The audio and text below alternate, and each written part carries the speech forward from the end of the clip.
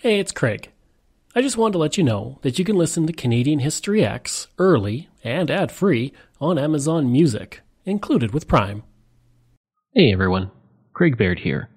Before I begin today's story, I want to take a moment and ask that you check me out on Patreon at www.patreon.com/CanadaEHX. There are several tiers with great benefits, from ad-free content to t-shirts and other cool stuff. As well, if you're a fan of Canadian history, make sure you check out all of my shows, from John to Justin, Canadian History X, Canada, A Yearly Journey, and Pucks and Cups, along with Canada's Great War. And don't forget you can also donate directly to the show at www.canadaehx.com. Just click donate. It helps keep this show going. And all donations in September will be going to the SPCA in the memory of my best pal Boris, who sadly passed away earlier this month. Okay, on with the show.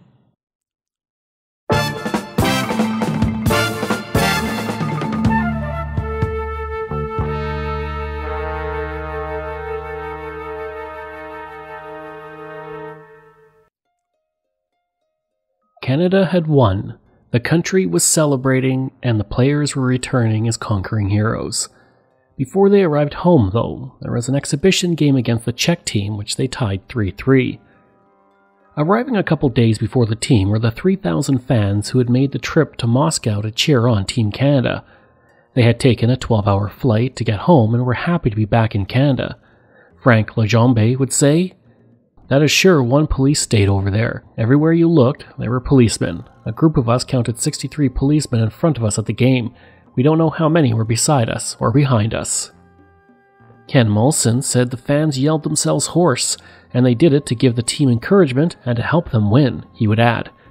"It wasn't the best food, but you have to remember we didn't pay the top prices. As for adults, there was plenty of vodka and champagne if they wanted it." Each person had paid $650 for 2 excursion tickets to Moscow, and everyone felt that it was well worth it. One person who was not happy with Team Canada was Wilder Penfield, the surgeon who many Canadians today know for the "I Smell Burnt Toast" Heritage Minute. He cancelled a trip to the Soviet Union where he was going to attend a Soviet Academy of Science Jubilee session because he was embarrassed by the behavior of Team Canada. He would say, "I was saddened and shamed by the behavior of our team on the ice in the first and last games, when the players were defeated and when they won. Some of them were childish, unsportsmanlike, and unmannerly. They have done a good deal of harm to the image of Canada throughout the world." As the team landed in Montreal, they were greeted by upwards of 20,000 people who came out to welcome them home. Many compared it to when the Beatles had arrived in Canada almost a decade previous. Also on hand to welcome the team home was Prime Minister Pierre Trudeau, who had taken time off campaigning to see the team. He would gain some major photo opportunities when he was hauled up onto the fire truck the team was on by Peter Mahovlich and Bobby Clark. In the fire truck, Team Canada and Pierre Trudeau made a tour of the terminal building as the red lights flashed and people cheered. Trudeau was also presented with an autograph stick by all 35 members of the team. It had taken John Ferguson 7 weeks to get all of the players to sign it. Although it wasn't supposed to be given to Trudeau, Ferguson would say, "It was my lifelong souvenir. I'm holding it when suddenly Serge Savard grabs it out of my hand and says, 'Mr. Prime Minister, look what Ferguson brought back for you.' What could I say? In return, Trudeau autographed my passport." Bill Goldsworthy, who had criticized Canadians over the booing of the team after the game in Vancouver, would change his mind about the team, stating the Canadian fans were the best in the world. The biggest cheer, of course, was for Paul Henderson, who had scored 3 winning goals, including the most famous goal in hockey history to win the series. He was put on the shoulders of the players and people cheered him.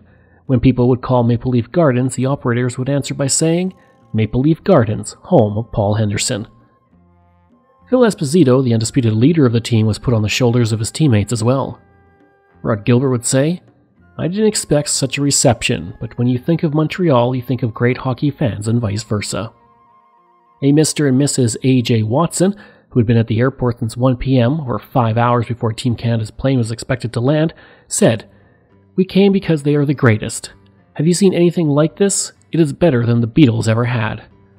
The Montreal Star described the entire scene. To the stranger in Montreal, Dorval may have seemed like a nightmare. Elderly ladies stood on the couches, entire families pressed against the windows, and young and old alike fought for positions at the coin-operated televisions, which gave the best view of the tarmac welcoming ceremony. Several of the flights at the airport were experiencing delays of upwards of 15 minutes because passengers couldn't get through to their gates. Food was fast running out at various restaurants and carts at the airport as well. People of all ages and makeups came out to see the team in Toronto during a massive parade and reception, and even though it was raining, no one seemed to care.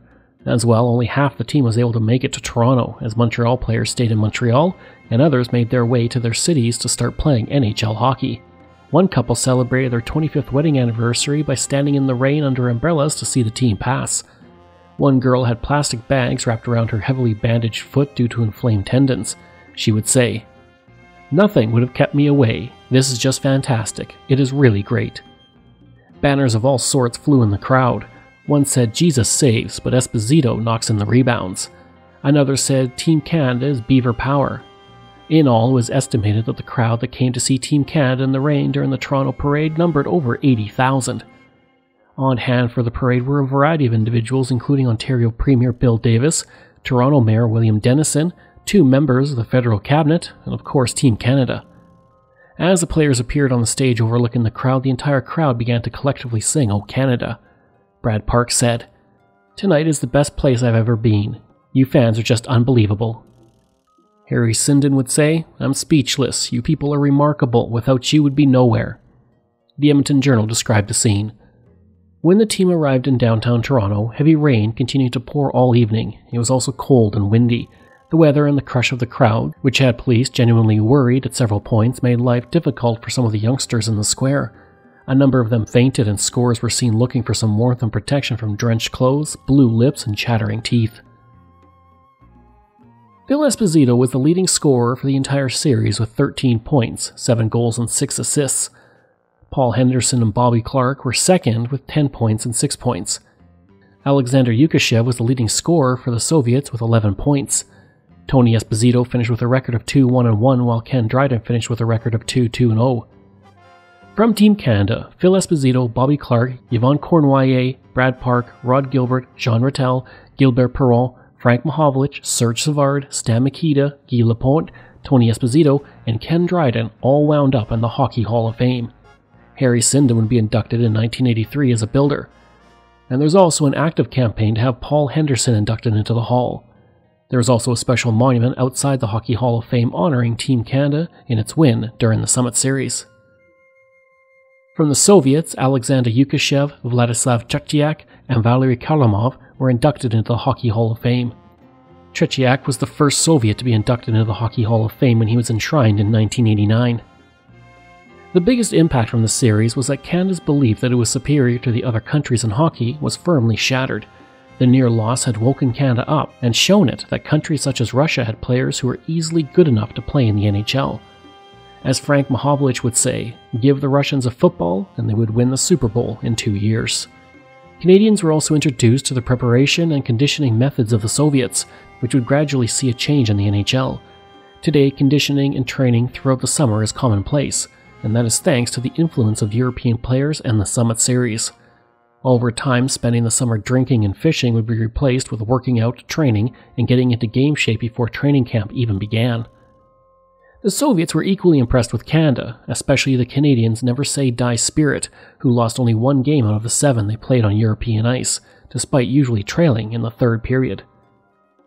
With the WHA dawning as a new league, it was more accepting to the use of European players, but the door was now open for Europeans in the NHL, but it would take upwards of a decade for things to really get going. Players from Finland, Sweden, and Czechoslovakia would begin to migrate to the WHA and the NHL, while Canadian players began to play overseas more, integrating Canadian methods into international play. Boris Mikhailov would say, "It was a meeting between 2 schools of hockey, and we have since continued this great exchange, and we have learned from each other, taking the best of both styles." Fred Shero, the coach of the Philadelphia Flyers, became an avid student of the Soviet style of play and their training techniques. He would coach the Flyers to 2 straight Stanley Cups in 1974 and 1975 using those methods. Sergei Prakin would become the first Soviet player to be given permission to play in the NHL when he joined the Calgary Flames for 3 seasons, beginning in 1989. The Summit Series also began the trend towards international play between NHL players. In 1974, a second Summit Series was played, and this time Team Canada included WHA players. The outcome wasn't as celebrated though, as Canada lost 4-1 against the Soviets. In 1976, a third Summit Series was organized, and many consider this Team Canada to be the greatest team of players ever assembled. And rather than a straight 8 games between the Russians and Canada, it was a 6-team round-robin tournament with a best-of-3 final, and Canada would win the tournament, and Bobby Orr, in the last bit of glory in his legendary career, was awarded the Most Valuable Player of the Tournament award. The success of this event then paved the way for the Canada Cup played throughout the 1980s and into the 1990s, and then to the World Cup of Hockey and the Winter Olympics. All of this began because of the 1972 Summit Series. In fact, the finale game was watched by 10.7 million Canadians, nearly half the country at the time. The last active member of Team Canada was Marcel Dionne, who retired in 1989 as a member of the New York Rangers. Today, Paul Henderson's goal is considered to be the most famous goal in the history of hockey. In 1997, the Royal Canadian Mint released a silver dollar to mark the 25th anniversary of the series. In 2005, the entire team was inducted into the Canadian Sports Hall of Fame. Phil Esposito would say, "A lot of people will go back and say 1972 changed the face of hockey, and I actually believe it did, but I'm not so sure it changed it for the better, by the way, but it did change the way we think and look at hockey in this country." In 2007, for the 35th anniversary of the series, the Canadian and Russian national junior teams played in the 2007 Super Series, with 4 games in Russia and 4 in Canada. Canada won 7 of the 8 games, with 1 tie.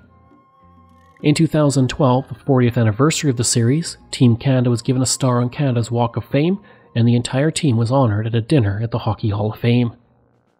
In 2010, the jersey that Henderson wore when he scored the final goal was put up for auction and bought for $1.2 million. The goal has also been mentioned in film, television, and songs in Canada, including Fireworks by the Tragically Hip. Corner Gas would release an episode that mirrored the entire Summit Series, except with table hockey.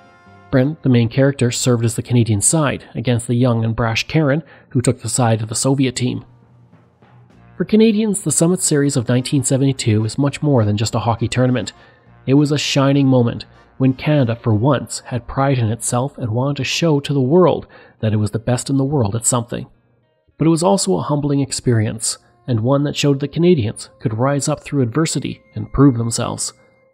It wasn't a hockey game. It was a defining moment of Canadian cultural history and a source of immense national pride. Henderson's goal is the greatest in the history of the game, and who knows, maybe the Summit Series helped the Cold War thaw just a little. As Vladislav Tretiak would say, both teams won in 1972. It was a great series for all hockey, the best that Russia had and the best of the NHL. The winner was the game of hockey.